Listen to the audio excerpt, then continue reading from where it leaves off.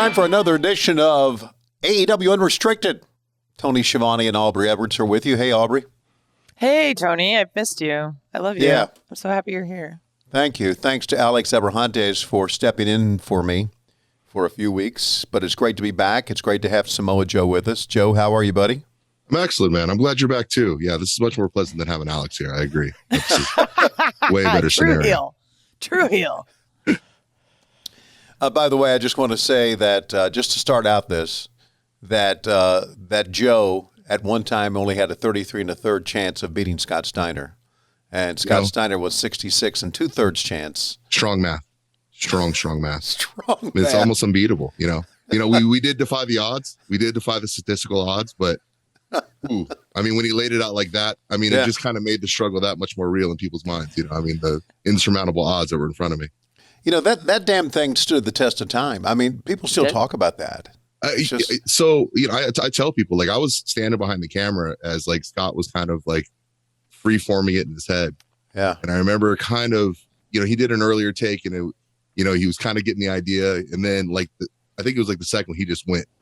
And, I mean, I was visibly behind the camera just trying to hold my stuff together. And when it all got done, I just looked at this guy. I think I was the one. Yeah.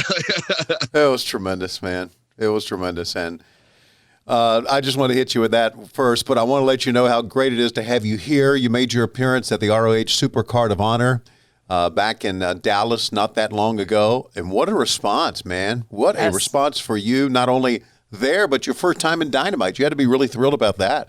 Oh, absolutely. You know, I've been fortunate enough that the fans have migrated with me on my many adventures and many journeys and many companies. So, you know, it's always good to get a warm welcome. I'm curious what it was specifically like coming back to Ring of Honor and knowing that you have such a long storied history there. And we'll talk about that a little bit. I know I was watching it live and seeing the flames on the screen. I'm like, oh, I have an idea of who this is. And you have such a unique look about you that I think one step outside of the curtain and everybody immediately knew, like, oh my God, Joe's here. This is great. What did it mean to you to come back at that show specifically? You know, I think when you talk about, you know, the length of my career and like kind of where things started and I really came into my own, it would be in Ring of Honor. Obviously, the championship reign there. And then just the incredible amount of talent that was kind of crossing paths within the promotion, whether on their way up or on their way down or somewhere in between or making a rebound. I mean, it was such an interesting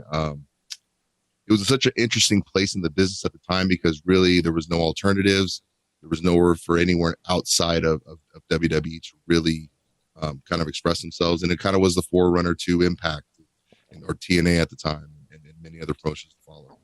We're talking with Samoa Joe here on AEW Unrestricted. Tony Khan obviously reached out to you to join this company. How did that all happen? Talk about that. It was a process. You know, I was fortunate enough that even though after my WWE release, I was already kind of engaged in some outside projects that were really cool. But you know, my agent, I think, you know, him and Tony, they kind of have a repartee, have dealt with each other before, I believe. And, sure. You know, they got together and started, you know, brainstorming, going back and forth. And then me and Tony got in touch. You know, Tony's been always like right in contact with me, doing his best to get to me whenever, you know, the opportunity arose. And a couple of discussions with Tony, a couple of discussions between them. And yeah, it all worked out nicely. What was your first like meeting with Tony Khan like? Because he's a very excited guy and just yells like, "Let's fucking go!" all the time. I actually met Tony prior to you know, AEW and everything, just you know, backstage at a WWE show, kind of hanging out. And you know, he's just you know, very cool, quirky guy, man. He's got a lot of ideas. You know, he's a person that I liken Tony to like just an overfilled balloon, where it's that, you know, it's like all you got to do is just prick the skin, and then all the ideas and everything's gonna come flooding out in a mass. And like, you know, just really high energy dude, and you know, seemed cool. And I mean, our talks since then have always been very, very cool. And you know, we get along well, man. You know, have a lot of commonality in certain things. I know from working backstage at that Ring of Honor show, your debut, you getting to Dallas was a challenge because of weather issues, and you did make it, obviously, but that was a very challenging day because of the weather issues. But hey, you've been in the business long enough to know that sometimes travel can be difficult. Oh, absolutely. I mean, yeah, I know. There was some there was weather preventing jets to get into Tampa on time, and a lot of mechanical issues, flights going out. And so I had to end up driving to Cross City, Florida, small little kind of rural town in the middle of Florida to catch a private jet to get up to the show. And it was quite an escapade. The best part was as I arrived to the airport and I walked into this little office, this little man sitting behind the counter looked at me and I said, "Hey man, I'm here. I got a jet coming in and picking up." And he just goes, "Well, what time?" I said, "Well, I think 7 o'clock." And he goes, "Well, we close at 6, man. See what I can do." Oh boy. I remember Tony came to me and he said, "Where is Cross City, Florida? Have you ever heard of it?" And I had to go on my phone and look it up on Wikipedia. I said, "Yeah, here it is. It's like southeast of Tallahassee, a little bit north of Tampa." And I said, "There's really an airport there?" He said, "Yeah, there is." I didn't know there was a city there, to be honest with you. So, I mean, yeah, it was quite a surprise to everybody. Yeah, that was good. I like that the guy that lives in Florida is like, "Where the hell is this place?" So that I should automatically tell you. And yeah, I spoke to several people here, and many people who are I would describe as fine country folk, and even they were like, "I've never heard of Cross City." Wow. So the fact you made it is even like a testament to itself. It's like, oh man, first he ended up in this place that nobody believes is real. Then he finally made it on a plane after they've been closed, made it to Dallas, which is like where travel goes to die and all the weather's terrible. Like, so against all odds, you have this incredible debut. So thank you for everything that you endured, because that's... You can thank Tony's pilots, man. They went above and beyond and trying to get down there and find me. Yeah, they're definitely good guys. Good guys. Okay, so show up, Supercard of Honor, and then you have your Dynamite debut against Max Caster, and then immediately go on to face Suzuki in one of the most brutal chop battles I've ever seen. I'm surprised that like your chest doesn't have a permanent hole in it. His either. And then you end up winning the television championship, which is incredible because I think you're still the longest reigning ROH World Champion. And now you've got this television championship. How did that match all come together, and what does that mean to you? I mean, things move fast, and as improbable as it seems, I liken it to much like the math Tony brought up before. I mean, we're used to overcoming kind of insurmountable and unusual calculations and odds, and I think that's kind of how the past 2 weeks have played out. I mean, came in, debuted for Ring of Honor, made my debut on Dynamite. Obviously, a lot of fun there, and a good little opponent just to get the blood boiling a little bit, and then coming right in, Tony offered me the opportunity next week. Hey, I have this idea. We have Suzuki will be around, and I just think it's only natural that these two forces should collide. And I was 100% in. I said absolutely, let's go. And a week later, here we are. We are talking with Samoa Joe. This is AEW Unrestricted. Tony and Aubrey with you, and it's great to have Joe with our company. And I think everyone obviously knows the response he has and what he has done in this wrestling business. And Joe, for your years in Ring of Honor, you've worked with many guys who now work with us. CM Punk, Bryan Danielson, a couple, obviously Jay Lethal, who you're kind of involved with right now. So I'm sure it's good seeing people here, seeing guys here that you've worked with before. And I think it's a testament to kind of the influence Ring of Honor has had in the industry, because, I could say that about just about any locker room I would walk into in this day. Right. I think, many of the top performers in this industry, found their way through Ring of Honor. And, I think that's why the promotion holds a real special place in my heart. I think for a lot of fans and for a lot of the performers who spent their time there, was that, it was the first true forum a lot of us had to where we could kind of go out there and be the persona and the wrestler that we wanted to be. And, to have that ability in this day and age, there's very few places where that could happen, where you could, really have a fan base, really go out there, be the performer you wanted to be and kind of come into your own. And, many of the top guys in the industry today, and I said it at the show, they came through the Ring of Honor ring, and they were kind of forged there, and then, went on elsewhere to find greatness. So, yeah, it's it all means a lot to me in that aspect. Are there any of those guys that you're particularly excited about having rematches with after all these years? I mean, obviously, me and Punk have been skirting around this issue for a while, and I think we need to get it settled.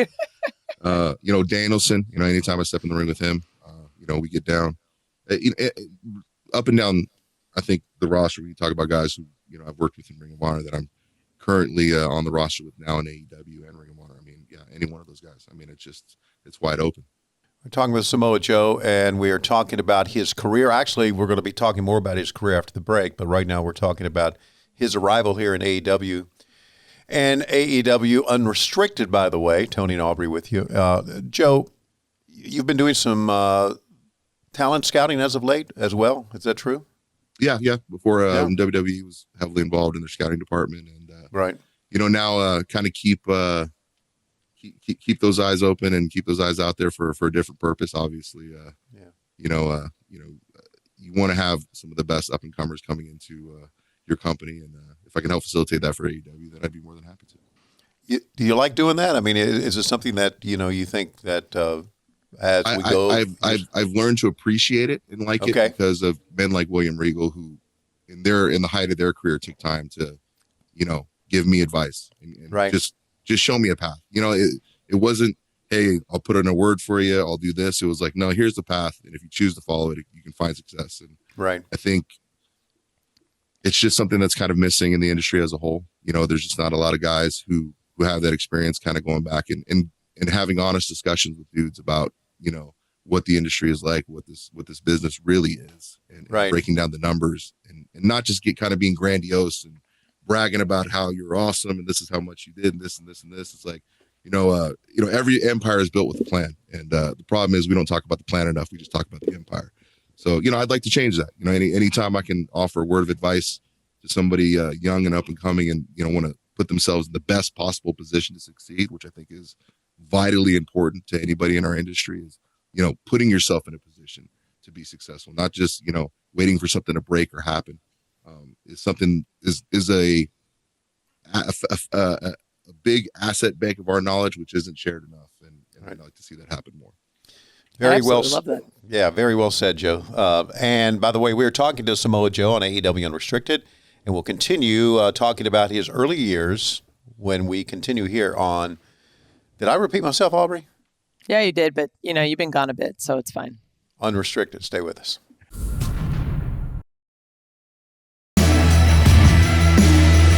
This is AEW Unrestricted. Aubrey and Tony here with the wonderful and amazing Samoa Joe. He's had a long, storied career in wrestling, and he's finally at AEW. I think it was inevitable at this point with just the amount of talent that he brings to the ring and the history he has as a performer and everything that he's going to be able to do for our roster and making us better. I know I'm personally very excited to finally get a chance to work with you and learn from you and all your experience and whatnot. So it's gonna be great.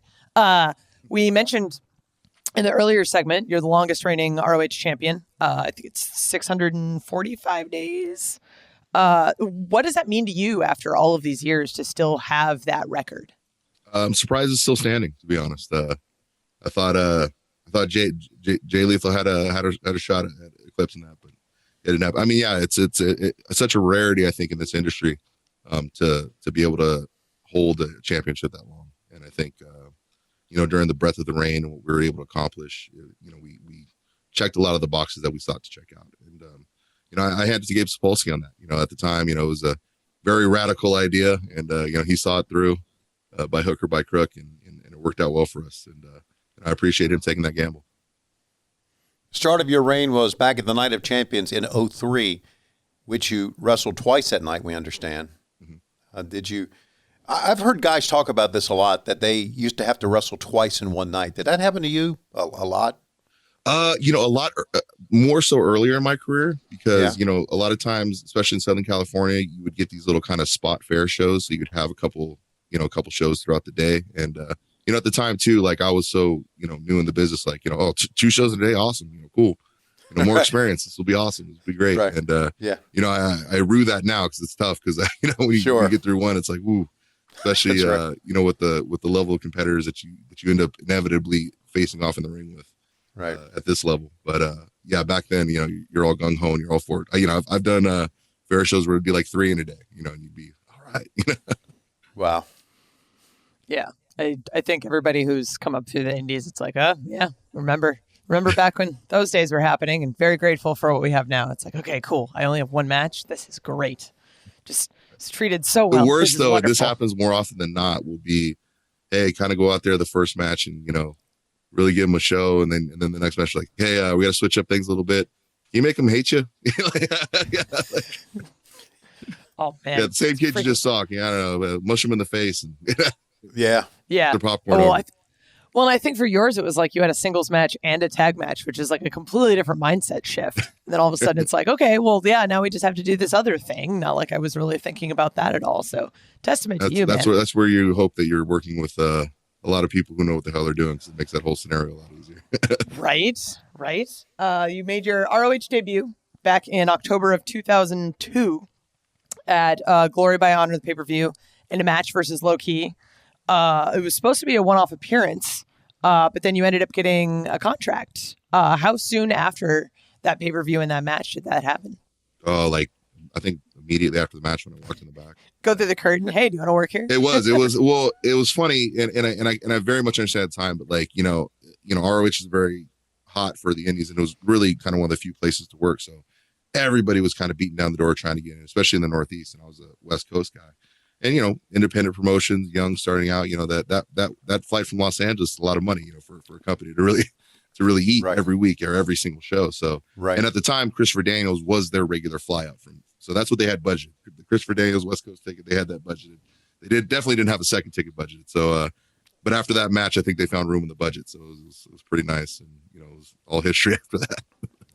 Low Key was the first opponent. I know Low Key, interesting guy for a first opponent. I mean, absolutely. And a very, obviously very intense individual, and no question, likes getting there and mix it up and stuff. So, right. And it just kind of made it easier for me, because that's very much how I am. I don't shy away from the impact and the violence. And, when you get those two elements together, usually somebody's entertained, Yeah, absolutely. So, and I think that, that was the thing with Key. And, like I said, just after that match and being in there with him and trying to give them a very clear picture of what I do and what I'm capable of, and they were very impressed. And hey, we started the fire that night.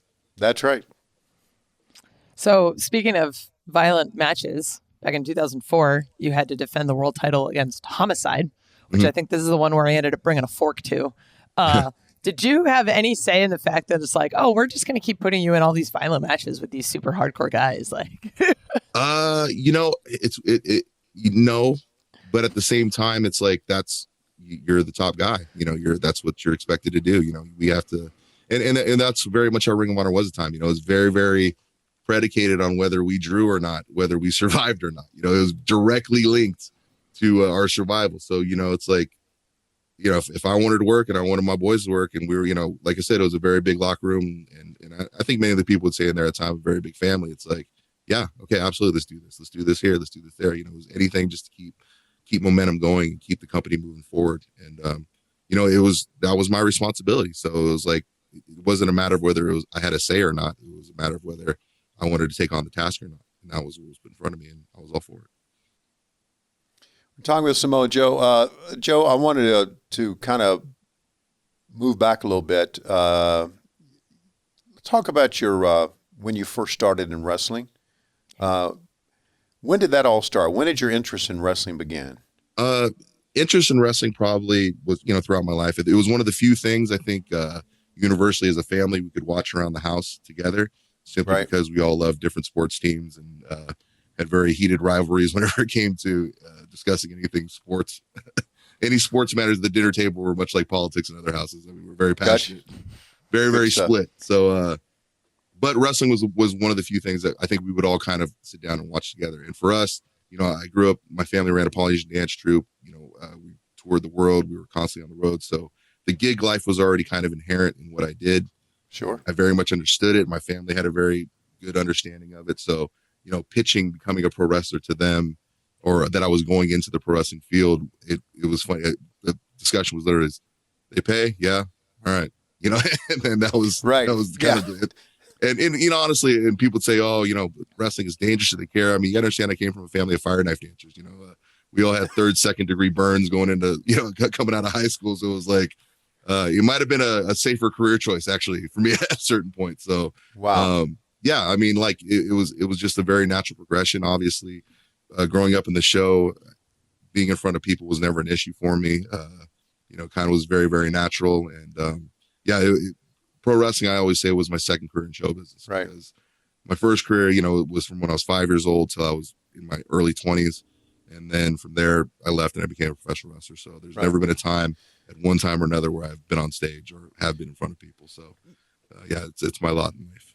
And I know, like most of the wrestlers, you live in the Florida area now, but you grew up in the Southern California and lived there most of your life, right? Yeah, and honestly, we lived up there. We lived kind of back and forth between Florida and California, but now I'm right in Florida because obvious all the craziness in the world just made it easier. And yeah, I mean, growing up in Southern California, I wouldn't change it for the world, especially for the time I grew up in Southern California. Right.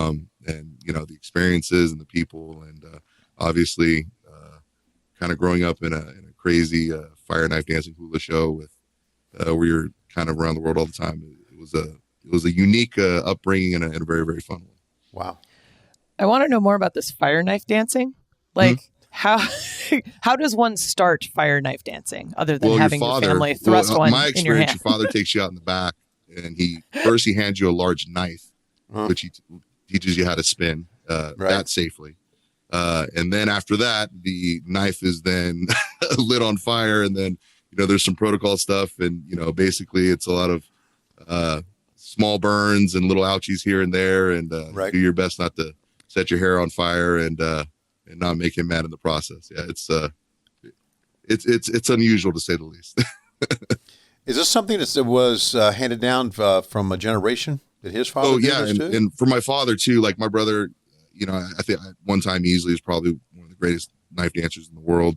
My father was hired by Walt Disney. He produced a show in Disneyland at the time, the Tahitian Terrace, for years. And, he was one of the innovators and one of the first guys to bring fire knife dancing as an entertainment capacity to the United States.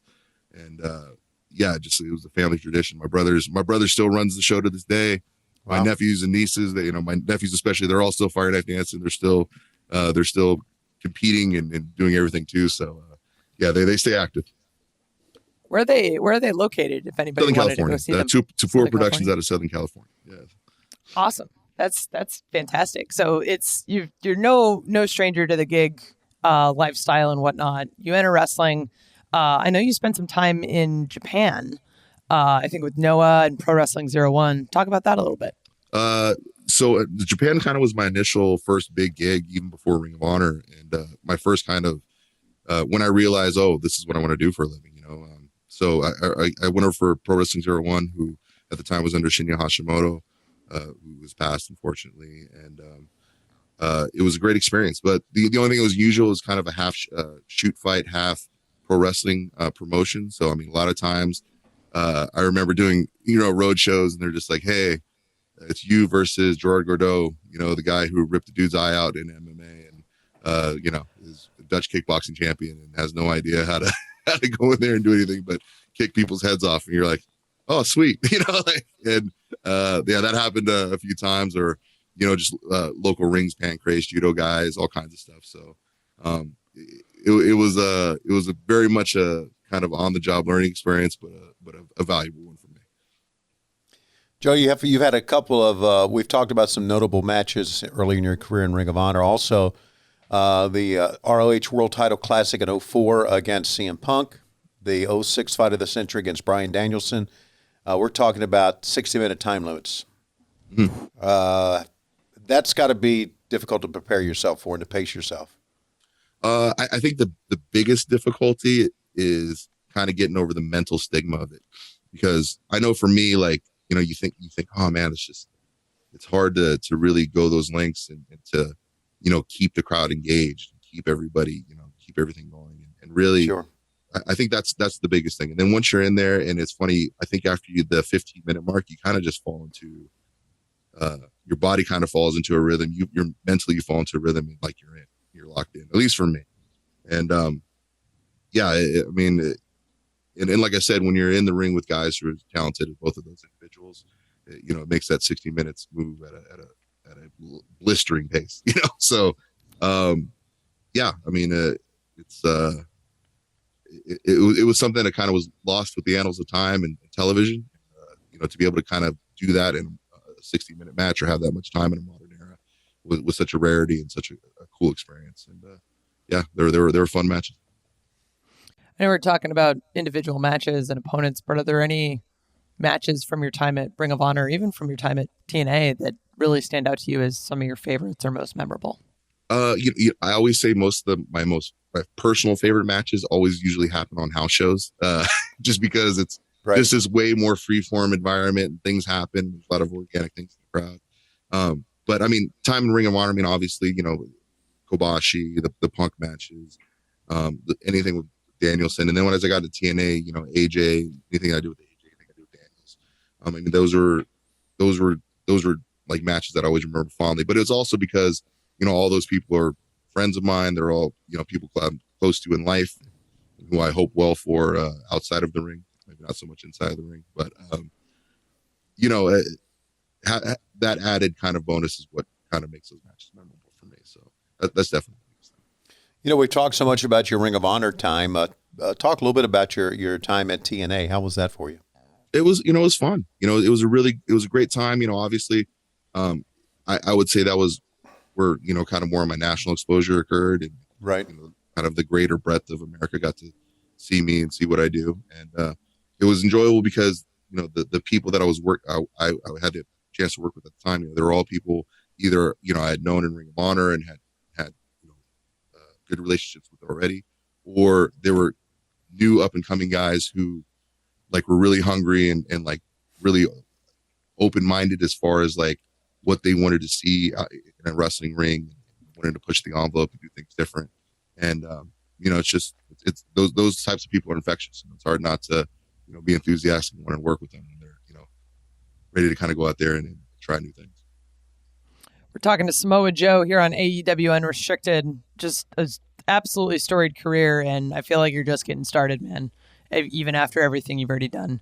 Coming up, we have lots and lots of fan questions. People are so excited to talk to you. Cool.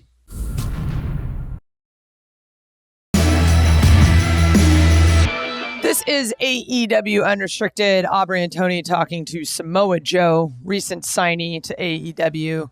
Total badass. I'm ready to see him absolutely kill people. This is exciting. We have lots of fan questions from Twitter. First one we have from James Stewart. Who's at the top of your list of talent that you'd like to compete against at AEW? I said this somewhere other. I mean, really, you throw a rock, you hit somebody in the locker room.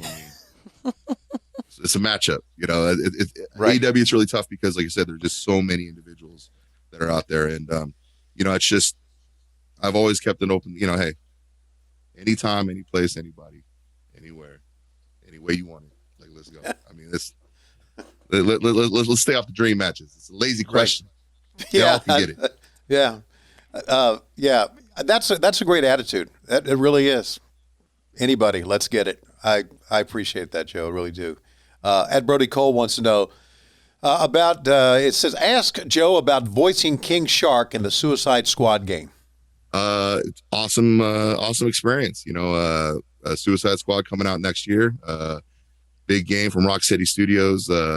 Mostly known for their Batman games, which are all incredible. Right. And it's really cool to be voicing a DC character and kind of bring it to life, especially one that's kind of found so much love in recent years with the Suicide Squad movie. And I just hope I uphold the legacy and I make fans happy because it's a very, very fun project to do, and I'm having a blast doing it. Speaking of games, you have a question from UNG. What games have you been playing lately? And will we see you on our AEW Arcade Twitch stream? No idea on the Twitch stream, as I'm just learning about it right now. And I'll talk to Uno. We'll get you on. It'll be good. What I'm playing right now, let's see here. Elden Ring. Finished that out last week, so we got that done. Ruin your life if you do start. You finished it. You finished Elden Ring? Yeah. Holy I did. hell! Yeah, we finished things over here. We get it done. Yeah, no broken builds. Okay, we did a straight up a real build, not no hyper super magic build. No. Yeah. finished that. So I'm kind of out of that. Been messing around with Tiny Tina just because I like the Borderlands games, and right, it's pretty cool. And I mean, that's about it right now. I mean, obviously, I'll jump in some Warzone here and there whenever I'm feeling froggy. But yeah, that's kind of what's been taking up my time lately. Wow, big props for finishing Elden Ring, because I just I went, nah, the hell with this. It's just like, let me put it this way: I got frustrated with it. I put it down for about a week and a half. right. And then I had like a really intense 3 days where I couldn't be anywhere. And yeah, we got into it. Oh, good. Well, congrats on that. Dennis Dirty Work wants to know, how has your in-ring style changed over the years? First run of ROH compared to now. I mean, I don't know. You tell me. I mean, well, I mean, the logical thing is, you're older, and as you get older, you change a little bit, right? I mean, that's kind of the way it is. I stopped doing a knee drop. I knew that was like a absolute. I needed to change just because I knew I was wrecking my knee every time I did it. Right, but, I mean, outside of that, I mean, yeah, I mean, just making smarter decisions as far as like what we're doing, where we're going, and I mean, that's pretty much it. I mean, really not much. Got a question from Real Steve V. I was relatively new to watching TNA wrestling when Kurt Angle arrived. The initial meeting between you two is one of my top 5 greatest moments ever. And did you know that it was going to be so intense at the time it was happening? Yes, I did. No doubt. Because Kurt was already intense, like walking through the door, and I was like, oh, this guy's really hyped up here. Here we go. So, yeah, I knew it would be every bit intense. Kurt's an intense individual. Like many of the guys who have an extensive amateur background, there is at an Olympic level, and I mean that because, like, talking to guys like Bobby Lashley and just a lot of like really high level, collegiate, amateur, whatever you want to call it, wrestlers. Most of these men have tremendously intense, focused mindsets. A lot of, and some say it's drilled into them at the training center, the Olympic Training Center. Some say, just through the program and how they come up, what they do. But, they're very, very focused, very, very intense. And, worrying about Kurt being there and hyped is never an issue, and I'd say the same for, many people of his ilk. Joe, you've already kind of touched on this with your family, but Hablamos Pro Wrestling wants to know, can you tell us about how life was growing up in Huntington Beach? It was great. Huntington Beach was like a big melting pot of a place with, a lot of different cultures and a lot of different great food. And, my neighborhood was, it was just a really fun time, man. I was very fortunate to grow up in the area in the time that I did. And, what more can be said? You could surf in the morning, snowboard in the afternoon, and be back on the beach at night for a bonfire. So I mean, it was a great life, and I enjoy it. And I enjoy Southern California very much. Do you see yourself moving back? We'll see. Honestly, at this point, kind of where I live and where I go is more predicated on whatever projects I'm working on right now. So sure. I don't have much of a say in it. It's just, but I can definitely see it probably happening. At least in a short-term capacity. We have a question, another Huntington Beach question, from Slack and Sadie Meatloafs. These names, man, they're freaking crazy. One of the things I miss most about living in Huntington Beach is Lucy's Deli and the best damn Italian bread ever. What's your favorite place in Huntington Beach to grab a bite to eat? Ooh, Mother's Market into Beach Boulevard. Probably the best breakfast and lunch. Actually, it's a health food spot. Like, it's been there forever. But, and I'm not like the biggest, super plant, vegan, vegetarian guy, but they do have a really great, they call it the Baja Surfer, kind of a simple beans and rice kind of tortilla thing meal in the morning that all the surfers used to eat before they go out to get the morning sets. And, man, I don't know what the heck they put in there. They say there's no meat or whatever in there, but damn, it tastes good as hell. Let's go back to talk about video games because Leon Collins wants to know, being a big gamer, do you plan to brainstorm with 2 of our most important gamers, a girl that you're looking at right now, Aubrey Edwards, Kenny Omega, about the new video game that's in the works? Do any brainstorming on that? They want to know. So the simple and uneducated answer is, oh, yes, absolutely. The real answer is I've been involved in game development for, I think 5 or 6 games now at various different levels and capacities and very different levels of involvement. And one of the most important things about developing a game is a unified, singular vision for what the game should be. Boom. That being said, more voices in the room, even though they're awesome gamers and they have great ideas and they're great people, isn't necessarily best for the product. So, wow, I think unless I was solicited, I would like to. I like to keep the paint in the hands of the painters and let them come up with what they come up with. We nicely said. This is a podcast about Joe. About Joe, but I could probably go on for about 20 minutes about why design by committee does not work in game development. So it I doesn't. really, I've seen it kill games.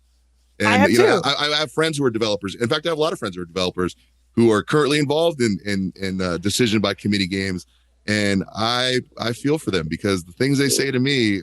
I mean, a therapist paid a lot of money to have to deal with.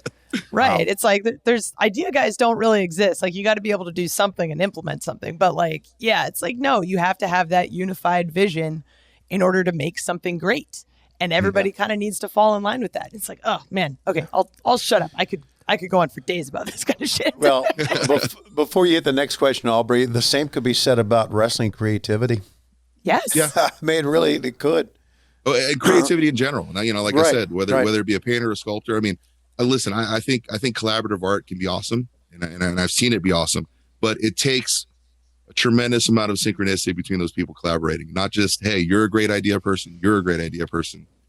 Let's see if this meshes. And rarely it does. Right. I liken it to the Lakers super teams. Every time they try to build a super team over in LA, it falls apart. So right, exactly. Case in point. Come on, man, let's go, Lake Show. All right, we got a question from Dragon Master Adam. I want to know your opinion on the Forbidden Door, as you said you previously weren't a fan of it. Yeah, and I'd stand by my comments. Like, Dang. well, here's the thing: is like, so maybe my definition of Forbidden Door and yours is different, but mine was always WWE. And okay, that door's still not open. And if you're talking about co-promoting with like New Japan and other promotions and Ring of Honor, okay, that's fine. But to me, that's never been considered a forbidden door. I co-promoted with Ring of Honor and New Japan years ago. We did the best Super Juniors. Didn't turn out well. Wasn't a good collaboration from that experience. That's what I based my experiences on. And even to this day, when you talk about Forbidden Door, I'm talking about it from a standpoint of where I'm at and where the boys are at, and the girls. I don't know. It sounded weird. The peoples are at. Yeah. So is that, the door that's currently up is what adds value to a lot of the wrestlers. And, to me, even though I've dealt with Tony and I have a very different feeling now that I'm dealing personally with Tony and talking business about how he handles himself and what his vision is, which is very noble. And I'm surprised to hear it. But, when the promoters start working together, does that usually work out for the wrestlers? Like, I'm just talking about from a labor standpoint, there's value. There's value in the exclusivity that's going on right now. Let's not deny it. And I know, this may blow up a narrative, but like, that's how I understood it. Because, like I said, I'm not on the internet every day, like catching on all the buzzwords and like getting with the revolution and stuff. And, I think like the arguing between the AEW and the WWE fans is ridiculous. Oh, watch pro wrestling. hate it. Yeah. You don't need to like dunk on this dude. Like it's you taking your ego and taking something you have nothing involved with and like trying to start a conflict with something else. I mean, watch what you watch, enjoy what you want to enjoy. But hey, I'm always going to be pro value for wrestlers. Right. No matter what. Preach. I'm always going to be pro, hey, wrestlers should be getting the top dollar, getting paid the most they should possibly be paid and be valued at the highest level. And I will never apologize for that opinion, and I will never go back on that opinion. And if guys take that as like some shot, like, oh, well, now you here and now you sold out and your opinion's not, no, my opinion is still the same. And as far as I see, that door's still up. But there's benefits to that door being up, and there's benefits to that door being open. That door can't be open, but listen, there's got to be a lot of change industry-wide before I'd be comfortable with it as a performer and from where I'm standing as a entertainer who's been in this business, who has actually dealt with the financials and knows what this business is about. Right. So, I mean, I know you have your glorified view of what this war is. You think we line up on each side, we say, but the real war is us trying to entertain you people, not this ridiculous between you all, Joe, very well said, my man. We appreciate that, really do. Rocket or J Rocket 121 wants to know: did you have any input on your AEW theme music? I didn't. I did not. Okay. But I thought you did. You did a tremendous job with what he was given. Ruckus, Right. correct? Yeah. In fact, Mikey. Like I said, I'm still relatively new. I've only met with the company probably 3 times now, so I'm still getting to know everybody and everything. But I was just surprised that they had the track done so quickly. So yeah, all good. Yeah, it's crazy. Mikey Ruckus can turn around something in like 24 hours. Like, hey, Sting's going to be here. Can you make something that's like legendary and super like impressive for this guy? It's like he does good shit. It's really awesome. Personally, I'm very interested in this question. Thirsty Monkey asks, what are your thoughts on the Joe's Gonna Kill You chant? Cool. I mean, I don't know what more there is to say about that. You're going to be easy. Well, I have very complex emotions about it. On the one hand, I do love the sport. On the other hand, I mean, geez, they're expecting a lot of me, but it's like, yeah, it's cool, dude. Yeah, it's awesome. James Hickman. Wow, how about this? Thank you for having just a real name for a handle. James Hickman on Twitter wants to know, what was it like facing the legendary Kobayashi? Oh, awesome experience. He's one of those athletes that, has an aura, has a presence, and he brings it definitely into the ring with him, whether he likes it or not. And, just an incredible athlete. I mean, it was definitely one of the highlights. Question from Eastwood. What are you listening to right now? Any sort of music or podcasts or?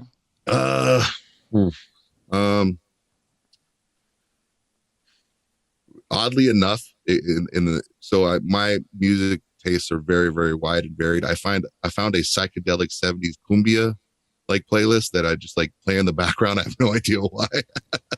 Wow. But that's pretty cool lately. But other than that, my normal bevy of hip hop and punk rock is on my playlist. But yeah, the psychedelic cumbia playlist, you can find it on Spotify and iTunes or whatever. And it's definitely been nice background music while I'm doing stuff around the house. All right. Well, I'm going to check that out. Absolutely. Joe, thanks, brother. It's great having you here. It really is a great interview. We learned a lot about you, and we appreciate you and what you've done in the business, and look forward to a lot more great things from you in the weeks and years, months to come. Thanks, buddy. Right on, Tony. Appreciate it. All right. By the way, you can follow Samoa Joe on Twitter and Instagram at Samoa Joe. You can listen and follow to this podcast, which is called AEW Unrestricted, for free at Apple Podcasts, Spotify, wherever you get your podcasts. And check out the video episodes on YouTube. You just got to search AEW Unrestricted. Aubrey, the rest is yours. You can watch Dynamite on TBS on Wednesdays. You can watch Rampage on TNT on Fridays. You can watch Elevation Monday and Dark Tuesday, both on YouTube. We're taking over. You can watch wrestling all the time. We've got a lot of it. We've got awesome people on the roster. As you can see, Joe wants to work with all of them. So watch them. It's great. Awesome. And of course, this is AEW Unrestricted. Tony Schiavone and Aubrey Edwards here. Thank you so much for listening.